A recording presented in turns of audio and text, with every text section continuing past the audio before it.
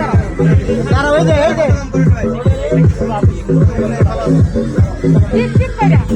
হ্যাঁ পরে কোন কি দিবেন? তিনটা কি স্পিরিট 3 তিনটা। আচ্ছা গেল কত 30? হ্যাঁ ওটা তো হয় নাই, ওটা তো সাদাই নাই। আচ্ছা দিলাম আবার খেলবা ভালো। খারাপ খারাপ তুমি পারবা না আপু একবারে সোজা শিওর করিয়া মারো। ওইবার হয় নাই এবার আর সোজা মারো